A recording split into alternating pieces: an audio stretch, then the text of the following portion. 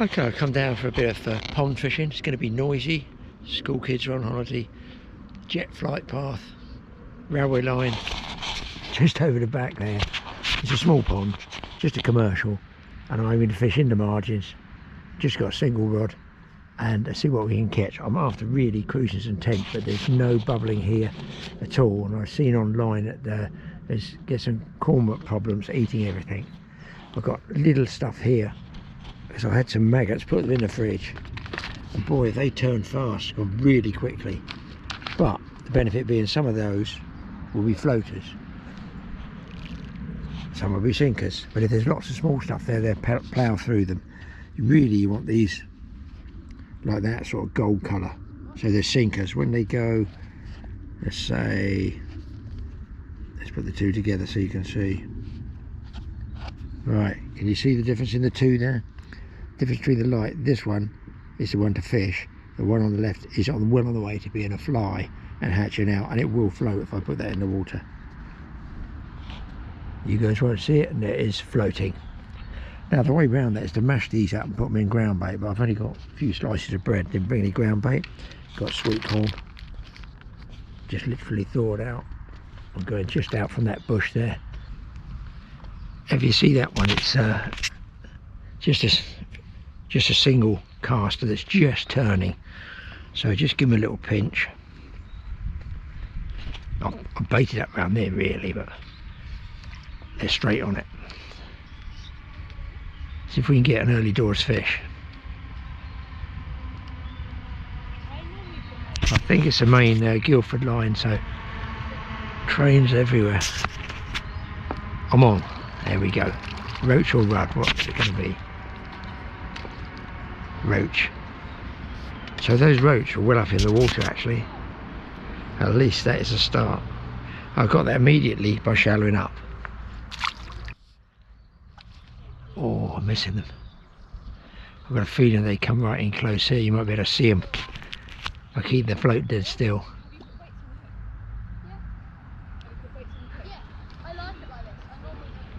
So it's going to be noisy, I can't help that.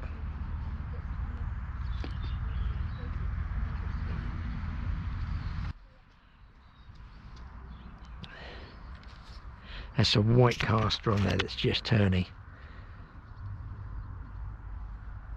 I don't know if you guys are going to see that float from. Missed him.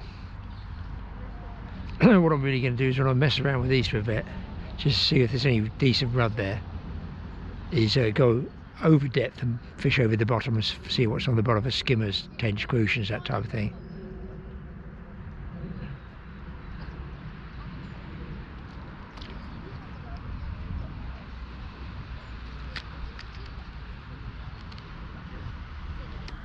Oh, I got bites on doubles then.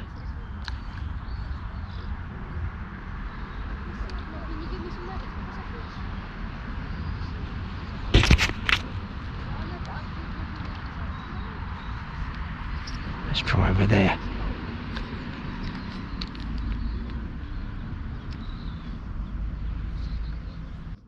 Now another way you can get them is just a tiny pinch of bread.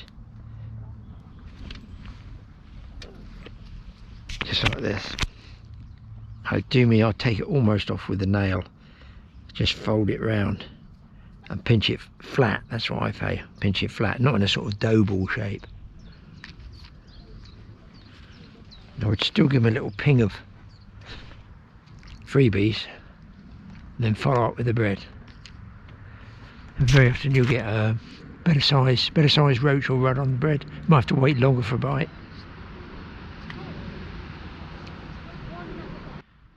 Right, I've had a couple of little small roach like this, but I'm just seeing a heap of bubbles come up down the left here.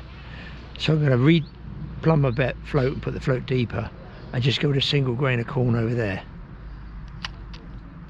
Maybe there's something that's just moved onto that baited area. So a few grains out there. I've got a little single grain of sweet corn on there.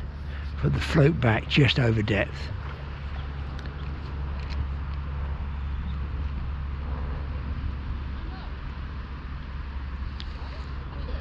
And just Basically sit back and wait. Seems like a duck or something that's gone in there. Swan, hopefully not a swan. Not my favourite bird.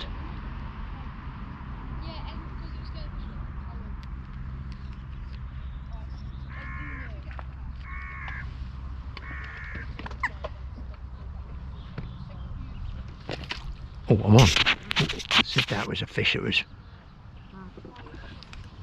That was a better fish altogether. It's not a roach. What is that? Bream. Go on, clear off there. Birds, go on. Oh, I spilt some corn down there, guys.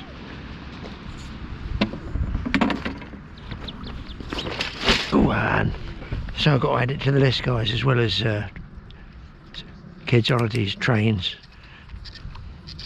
planes, geese we got now.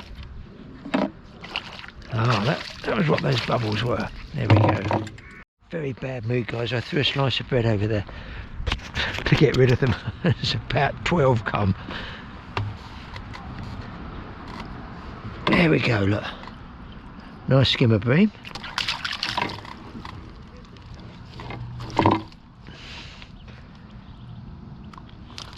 Off the hook, back he goes. Well, that was a smart money move with the corn. Just seeing those couple of bubbles, but it wasn't smart money throwing the bread to the geese. In fact, stupid is the word I'm looking for. I'll try that again.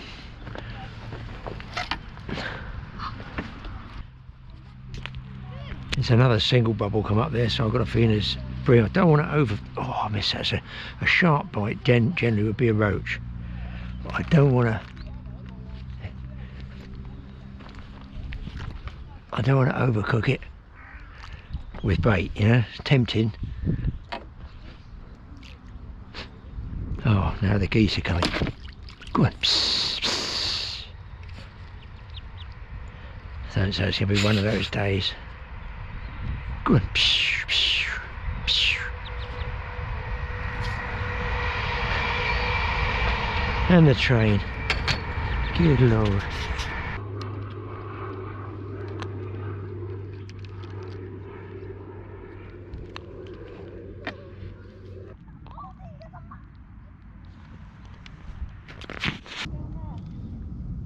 Well, it's slow, but I've just gone to white magazine. Got 3 white maggots and I'm starting to get a few bites now. But I've got to be honest, I'm not sure whether to put more bait in or less bait in. But some of these casters are definitely turned now. So I'm using the last of the live white maggots before they turn. At least it gives me an option.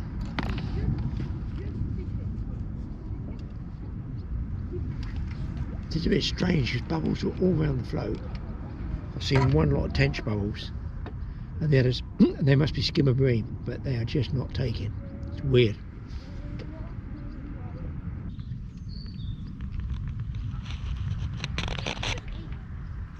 I've sopped up all my bits of bread, a few slices I've got, and made them into sloppy ground bait. I've chucked that in. That doesn't seem to make much difference. I've tried bread on the hook, no. Very, very strange. I missed quite a few bites on the corn. So we stay with the white maggots for a while.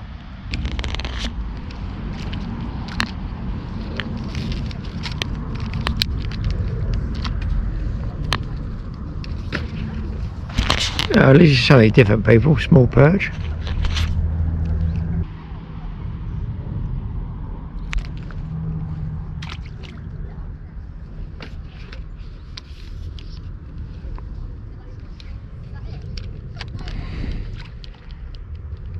There's plenty of bubbles out there, but I just can't seem to connect with them. Pretty sure they're skimmer bream.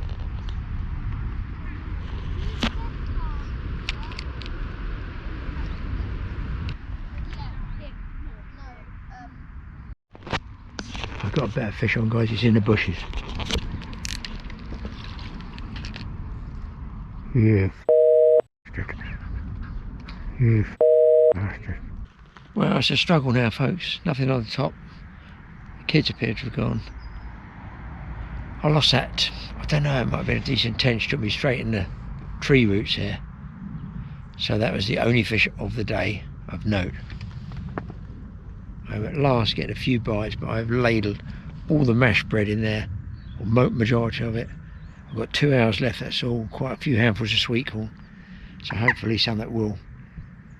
It's not going to kick off, I know, because most people have gone home. But you never know. I'm back on again, guys. It took like forever.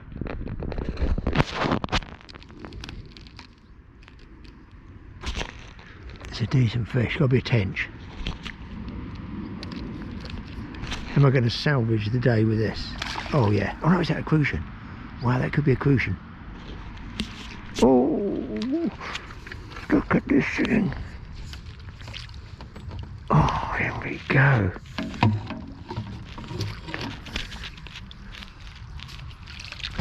That is even better than the tench.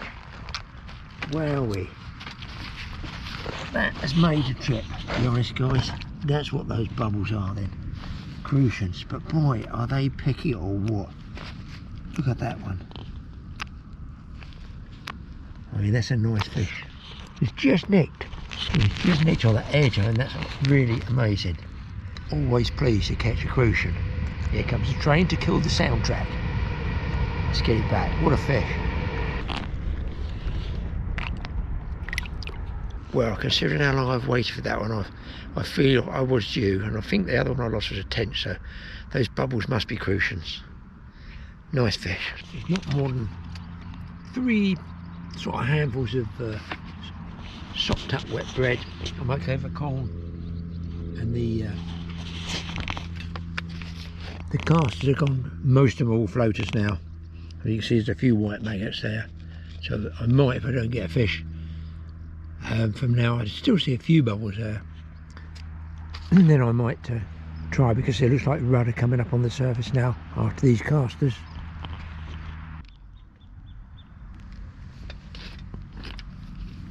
Well, there you go, guys. As the rudder was talking about, that are taking those floating casters.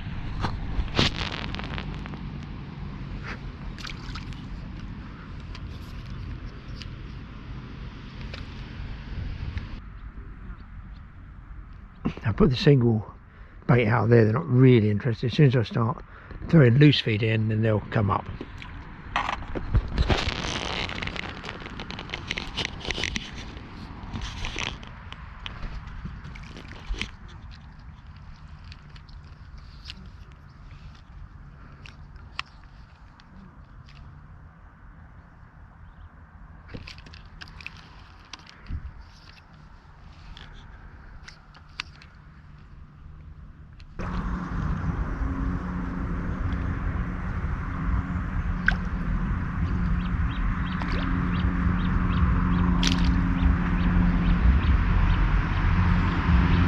The thing is, with small pond fishing, it's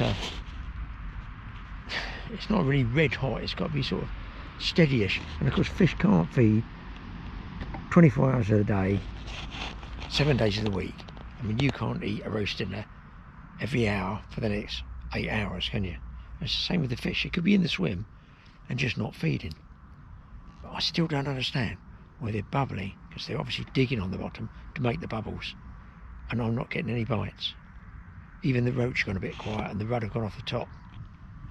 So we've got about an hour left to try and salvage this trip with a nice tench, or indeed another crucian. Pleasant, all quiet now, all quiet on the western front, but it's typical pond fishing. And of course here you have to pack up at 5:30. Oh great, that's just when the fish are going to come on. So rules are rules, it's the way it is. But it's not the best, is it, for a day ticket? You want a bit of at least the last hour of dusk, if possible. I'm on bread now, a little pinch of bread, first cast, skimmer.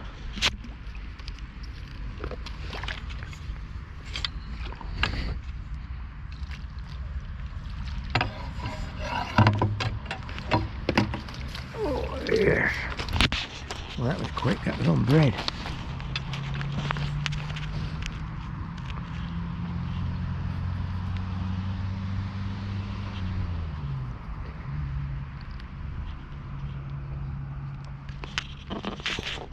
Well, I shouldn't be surprised I was feeding bread.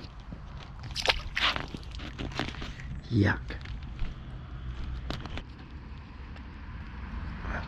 It was about a swinger just.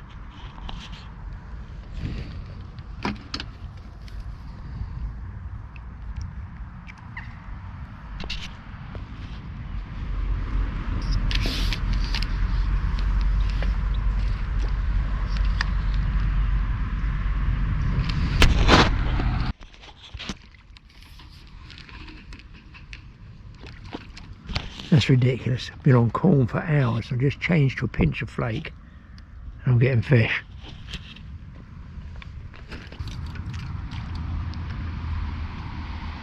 I mean, isn't that bizarre, fish like that? I just, that's what I was saying earlier, I missed another one. Hang on guys, I'm going to put the camera down and concentrate. I find that strange, to be honest. I've got hardly any bread, it's all gone hard. I'm just trying to salvage tiny weensy pellets of it. I've got maggots I've tried, I've got the corn. Why is it the bread? I'm not complaining.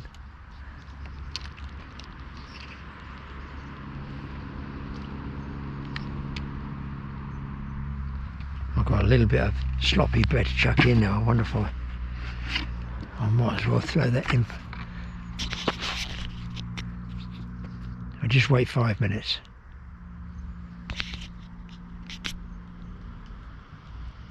Now what? I'm only going to use a tiny pellet, just a tiny pellet, so I'm always prone to overcooking it. And they're quite sort of delicate feeder.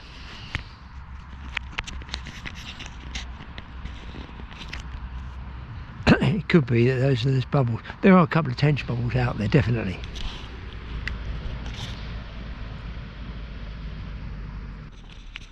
I guess I might as well get rid of. See how they've segregated this. Jesus, what's going on? What is this? This isn't a beam.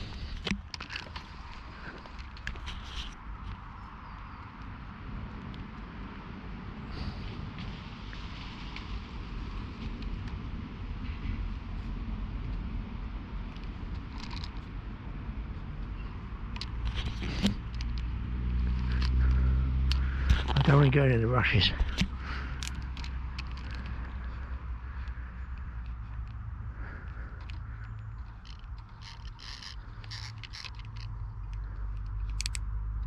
What the heck is it? Tench.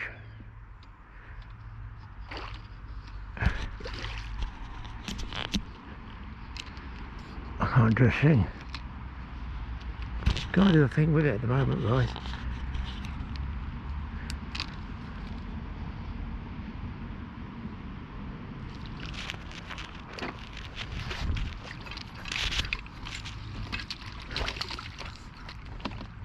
Got him. Well, that's a ridiculous turnaround with bread.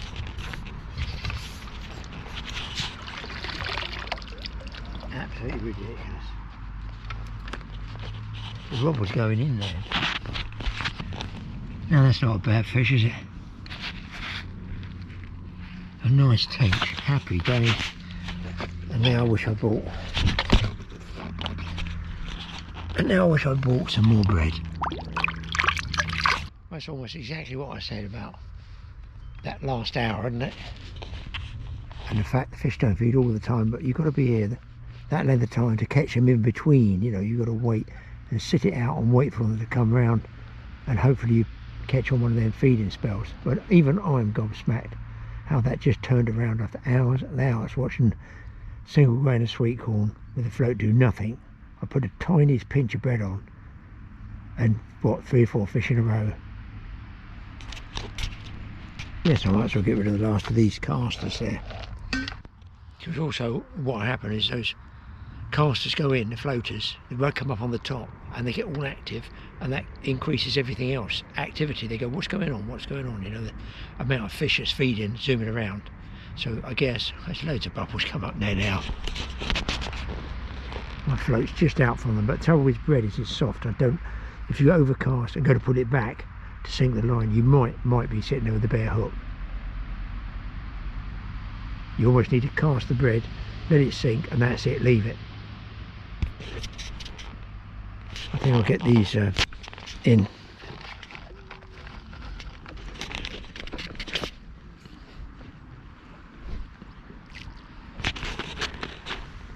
They're no good, I'm going to throw them in anyway.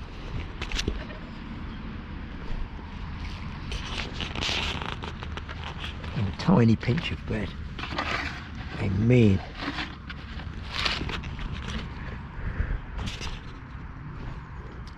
A little bit too far that time.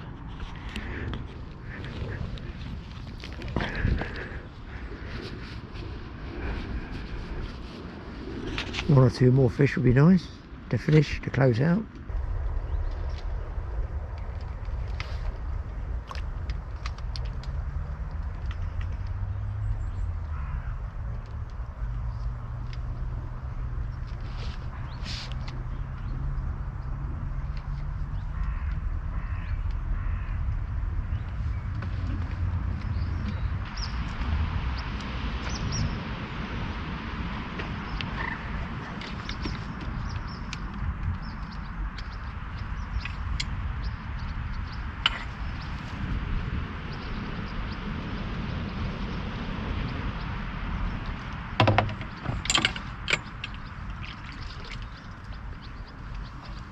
Right, there we go, guys.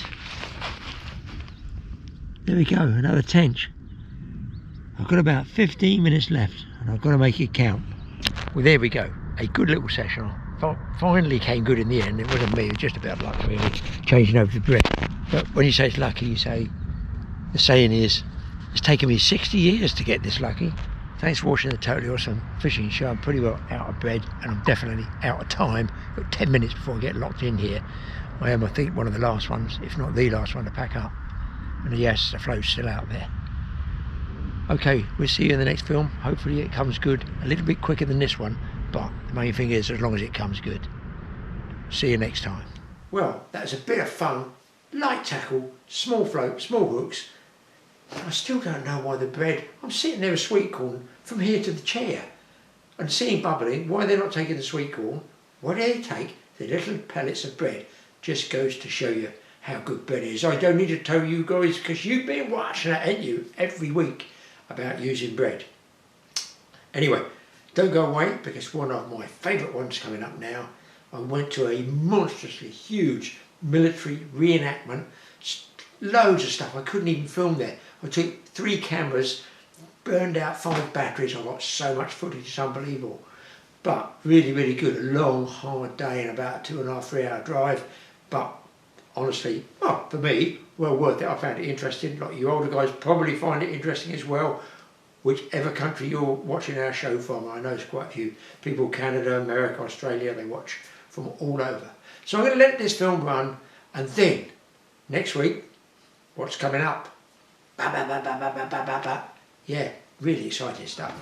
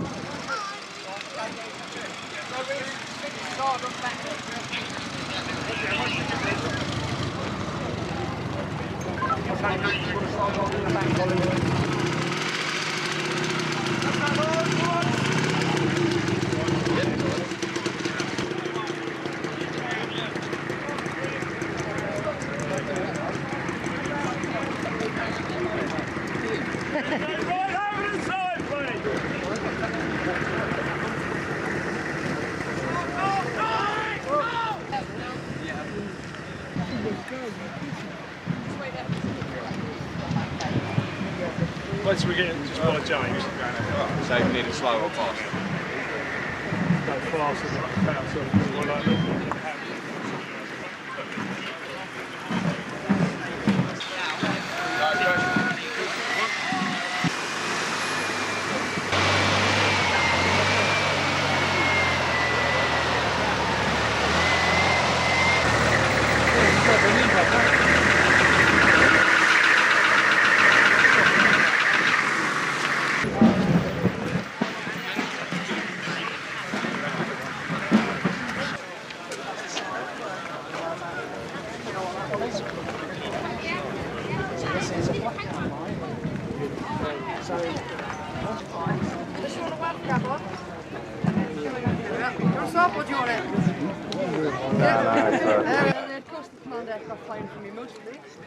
But the Spitfires, they did have to make sure that our ship was protected, because otherwise it was trying to starve us out. So we were trying to import lots of food in, and the Americans would send us munitions.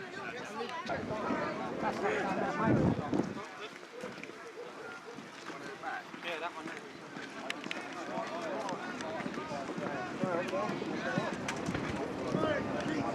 Hold your back!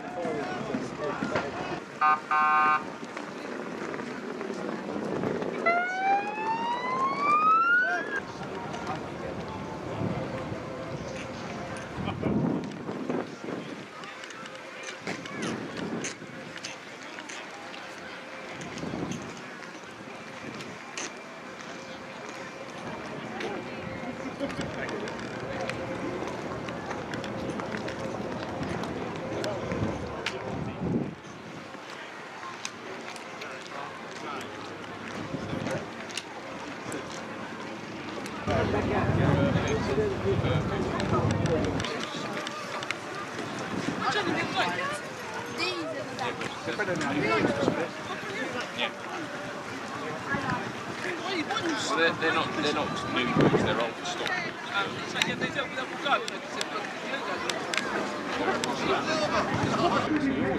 A lot of stuff in the States.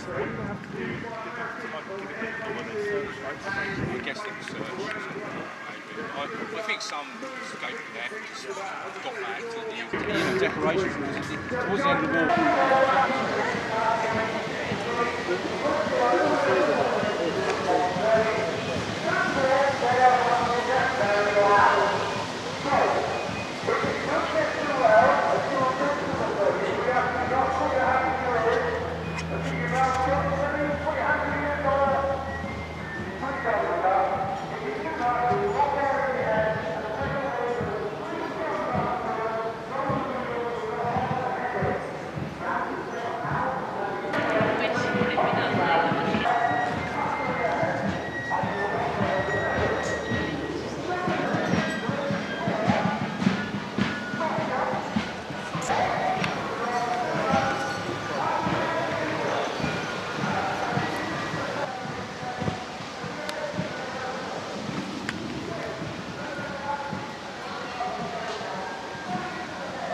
It's just like would have been a foxhole or a bunker or what? Hello. You do That's No, videos or I just YouTube you the other week. Been stopped about 5 times already and I haven't even got a fishing rod. I was going to say you do fishing, don't you? But guys, this is the reason I'm here. This is a gentleman that forced me to come and told me, he said, you won't be disappointed, Graeme. We met at the Bushcraft show. Yeah, that's it. I follow yourself and your son.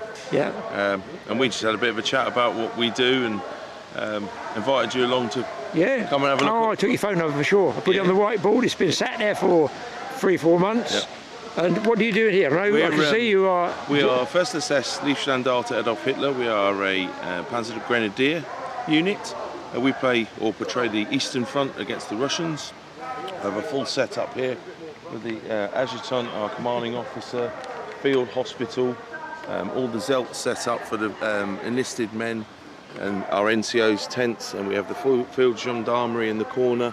That's they're what I think mounted you've got, yeah. division, so you've got all the saddles. I saw the saddles, yeah. So they're like the police. They police us as well as everybody else. And what was in the bag here? You're going to show me? So this is an early, what they call an early war tornister. This is all buttoned up like so. Around the outside is your blanket. And inside here, small effects, you've got your foot powder, you've got your lip balm. That's for like trench foot and stuff? Yes. Toothbrush, sewing kit, spare socks, bars of soap, you've got your boot cleaning kit, you've got your shave kit underneath here with all extra bits and pieces and towels. This is also all buttoned up and fits on the back of your webbing, which is set. That's all the kit for there, yeah. And then we have our smock over the top and a helmet in for the battle. We'll be in battle this afternoon about 4:30. Is it 4:30 the main event? Yes. I've got to stay for the bangs. And there's been enough now. We had a skirmish in here this morning. There must have been 400-500 rounds go off. It was quite loud. Boys' toys. This is a basic setup for the enlisted man. It's been raised off the floor slightly. That's so you can get a cot bed in there. The guys that are on the ground a little bit less comfortable. If you can get a cot bed in. This section's a four-way zelt. So each one of these triangles is an individual's cape, and your head comes through this hole here. Oh, is it like a lavoo? Similar like to a Polish lavoo, yeah. And each man buttons them together, so you get 4 men will make a tent. 2 men sleep whilst the other 2 men are on duty. Yes. That enables them not to then have to carry a tent around with them.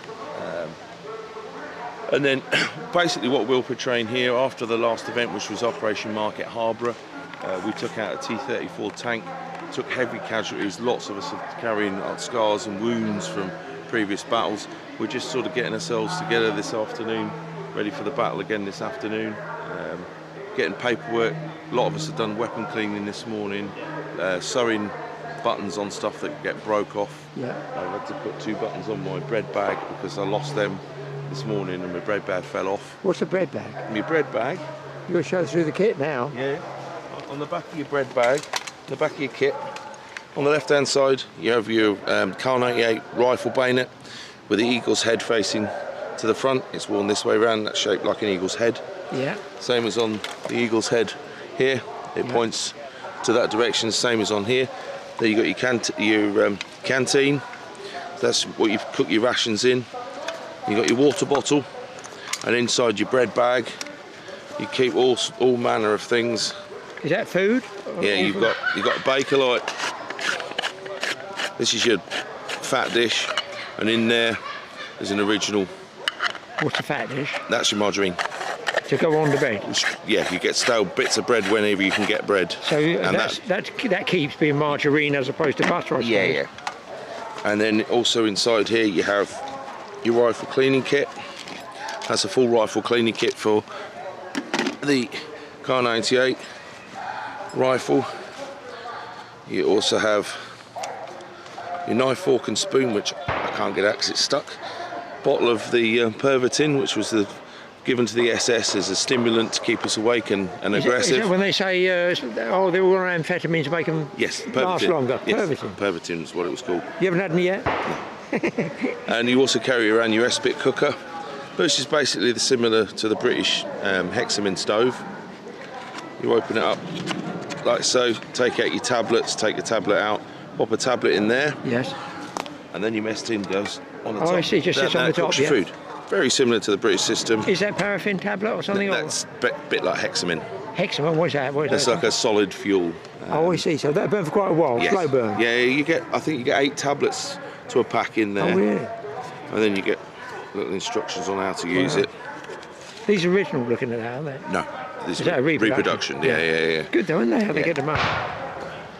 Yeah, everything I've got is reproduction apart from the stuff that I keep in my tornister, my backpack. Is it hard getting originals now? Must be there tough or expensive? There's dealers in Poland and the Czech Republic that will sell you stuff that they've found and that Oh, come still up. found in fields being ploughed. No, mainly flea markets. Oh, really? Where people have done house clearances. Yeah, The elderly it's have been- died, they've kept a few bits in the loft. Yeah, yeah. Their children or grandchildren then doing house clearance, and they come up I don't and want they it. go on collectors markets.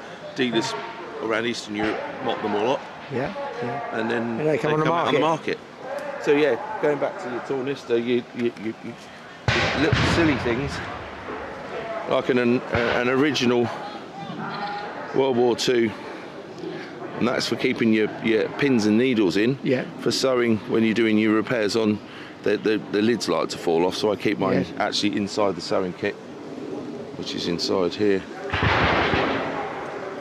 And in here you've got all sorts of different cordages, some more needles, different types of buttons, because there's different types of buttons. Metal dish buttons go on the top two buttons You would think of you need your all that would you, in trousers. the war. You just, well, I mean, if your trousers fall down, you're not shooting anybody, are you? You don't think, I would have thought that. Yeah. Lots of field repairs done, so everybody carried everything to keep themselves Self-sufficient. maintained. Yeah. And what would the armament be here you've got? Tell us what they would be. Your standard issue. Standard issue is the Mauser Khan 98 rifle. This being an early war version with a flat butt plate. The later ones had a cupped butt plate. This one's stamped up 1941. Yeah. You've got all the Waffenamp stamps. There's little tiny markings on it, and Waffenamp stamps from the Wehrmacht As in an here. original. Yeah. But this one's a deactivated rifle. Yeah. As you can note, if the camera can see just in there, there's a little bar. Probably won't see in the dark. In No. the woods, yeah.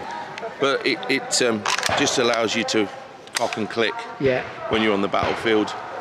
After that, Those guys out there, are they, when they're doing your reenactment, obviously got blanks, Yep. but there are live weapons here. so just what I mean. Section 1 weapons that are hired out. Oh, I swear, I wonder what happens to the guys who are potentially walking off site with a live weapon. It's had a blank in it. Hang on, you No, might get... the live weapons here, most of which are hired from a company that you have to do 8 weeks before you come to an event. You have to do your paperwork for them. That goes through a police check. Oh, same thing as shotgun then, really? Yeah, you then be able to hire it, but you have to be part of a licensed group like Yes, KSK, you are. Second Battle Group, all the different groups. Once you're known, they'll contact the guy who runs the group saying, is he genuine? Yeah, is he safe? Then they Sort of, put yeah, your stuff in for your vetting, and then you can go out and hire the weapons. You look at about £140 for the weapon for the day. With 50. 140 a day? Yeah. Wow. Depends on what it is. Yes, That's yeah. only like an MP40. If you go up to MG42, it's 250 sort of quid. Good God. Plus you yeah. get 100 rounds of ammunition, or you can buy extra ammunition. Is All that in- expensive, the blanks? I mean, buying No, them, well, not too the bad. blanks, this is a modern replica made in Germany by a company called GSG. This is what they call a legal top venting version. Yes. Because in the UK you can't have anything discharging out the front that's Yes, blank firing. These fire Oh, even a blank can't come out the front? No, it's solid. Yeah, it's sealed up, yeah. He's set his up as a 4-man.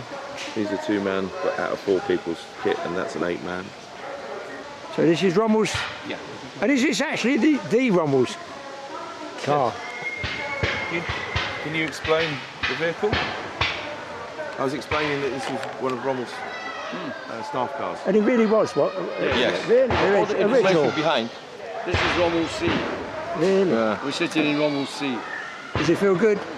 Yeah? It's all right. It's not raining. It didn't feel good yesterday, I bet. No.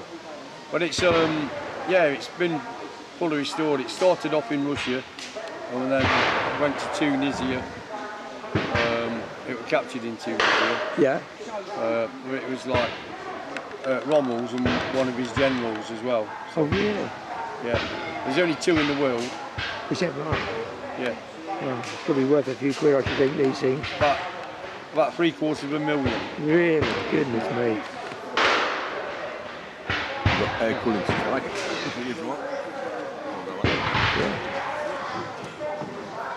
I won't do the salute when you get out, because I might get duffed up, you know.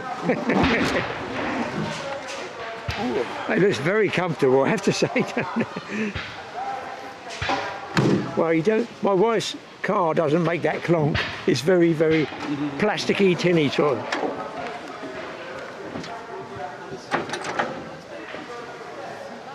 for a lump. Goodness me. Right, talk us through it. If we have people that like cars. It's an air-cooled, supercharged V8, whatever. You've got all the history of the vehicle behind it. Yeah, here Oh, it's written out. Let me just go over it like this, and I can film that and then read off it.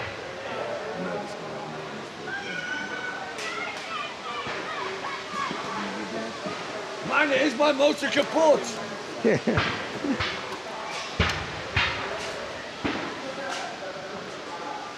Is there? Oh, it's here. I've got it. Yeah, yeah. Before I just film that, I can zoom in on that. Just get a basis of it.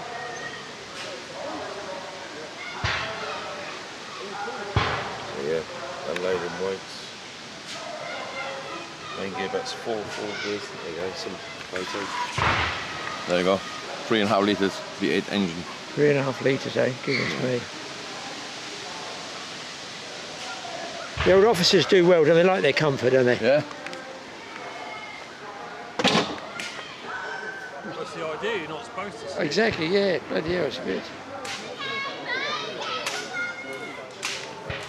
This would be a machine gun nest, or is a nest off the ground high looking down, or is this just a dugout with a machine gun? It could be either. This is just a dugout for... You got bazooka as well as a 30 caliber machine gun. What calibre are those again? 30. They're 30s. 30 caliber, yeah. 600 rounds a minute. And this is part of the bazooka, this area? Yep, this is the rounds that the bazooka fire. You know, this one's a high explosive one. So this is for bunkers and for light armoured vehicles. Yeah. The armour piercing one's got a pointed end to it. I talked to the guy about that. It was interesting. Who's not selling them, but he is. But they're Yeah. decommissioned ones, you know. And what would you be issued with a standard? A couple of 3 of those tubes, or would it be another soldier carrying the munitions? It's the same with that. You'll get the infantry soldiers carrying their own kit. They Yeah. might carry one of these or a box of these, because there's 250 rounds in a box. If that can fire anything up to 600 rounds a minute, You soon be out. Yeah, you need a lot of boxes. you need a lot of boxes. That breaks up with a tripod, or Yeah. bipod, in fact it is. But I mean, does that come off for carrying? Because that's a big chunk for one man to lump, isn't that? Yeah, so one will carry that, one will carry that. And then the munition separately. Yeah. But it's exactly the same what's on the top of that vehicle there. Yes. So it could be fitted to anything really. You can actually just sit it on a bag without anything really. I'm wondering, is that the one that Rambo throws over his shoulder with a bandolier of bullets in first blood? Because that looks pretty heavy to hold with one hand. Yeah. I think it was a more modern weapon than that one. And then you have your backup of your rifle. You got your standard issue M1 Grand. Yeah. You got your M1 Grand, which are clip fed. Yes. So you've got a clip that goes in the top of there. So you go 8 rounds that clip go into there. And you carry a bandolier of... Yeah, you can see them with them all around there. yeah, well, I suppose as much as you can carry at the end of the day. Or you got. Oh, this I can haven't be seen fitted- those yet, yeah. Yeah. These are. They can be fitted on the end there. You got a little fitting goes on there, and you have got blank rounds, and it's like a propelled grenade. Yeah, not rocket propelled. I've always wondered how they work those. Yeah, so it's fired by a blank round. So it's A blank? yeah. Yeah. You couldn't use a real No, I round. get that. No, because you blow yourself up. Yeah, that's right. So it just sets the charge off at the bottom. And that would be like a rocket effect. Yeah, it Oh, would so it be, is. yeah. It's an early RPG in a way then. Yeah, so you can either fire it at an angle like this, so Oh, if I you're see. going like Yeah, that, yeah. or you can do an aim shot if you're good enough to try and get it through a window. Oh, really? And the distance on those, a couple hundred metres or something, would they be? Or Yeah. so relatively close range. Yeah, it's not the most accurate thing, Yeah. It's a sort of personnel destroyer or disabler. It's virtually a predecessor like the German grenade. You know, it's just basically one of these with a jet on it. I see, yes, yeah. So it's really just a grenade again. And our guys never picked up on that till later, did they really? It was all hand thrown, and they must have followed the Germans, because the Germans did invent the jet engine, I've recalled, like the V2s and stuff. So maybe that's where that propulsion came from, in that gun. I sound like a historian now. Brilliant, thank you very much for that, appreciate it. No worries. Light machine gun? It's a light machine gun. A light, that still constitutes light then, does it? Yeah, because you've got the 50 cal, which is... Yeah. Like that, if you would like to pick one up, but they are meant to be man portable. Oh really? Obviously that's your infantry support weapons. So that categorises, light categorises one man, two man type thing. Two man. If a 50 cal, which is he's got fitted on his Jeep down there, you can't carry that bloody thing. It's too heavy, yeah. It's too. So, a machine gun team, it's a three-man group. Yeah. You get the gunner, the one ironically does not carry the gun. You get your sort of, gunner's assistant and then like an ammo carrier. Yes. So the gunner actually carries the tripod. Oh, I see, yeah, I did ask that, who carries? The position that he believes the gun should be postured in, he then places it how he wants it. I see, yeah. The assistant then places the gun on the top, Yeah. as well as the loader bring it up. According to the handbook, all machine gun crews should also have another person with them carrying a BAR, Brand Automatic Rifle. Yes. Now the 101st never got issued them. And the reason they were issued a BAR was for air defence. 20 round to 30 odd 6 with no anti-aircraft mount was supposed to keep measurement away from harassing guys carrying those. Oh. Might have happened in some very strict infantry units, but the airborne never really caught onto it.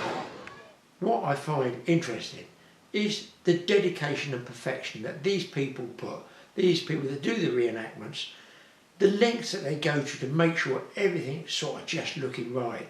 I mean, it really is something, it's like almost, I felt like I was on a film set of Saving Private Ryan or something like that. And listen, we haven't got to the shooting yet. That I'm saving for next week's issue. So, going to be putting 2 or 3 of these up in a row on the back of the fishing film. So if you enjoy that type of stuff that I'm going to put up now, let us know in the comments page. If not, it doesn't matter. But if you do like it, there's going to be at least another 1 or 2 coming. Thanks for watching this particular one. We'll see you in the next one.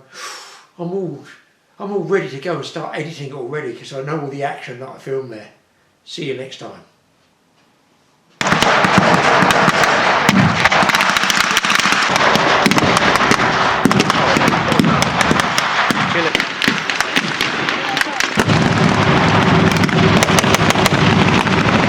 And to cause yet more damage, they fire.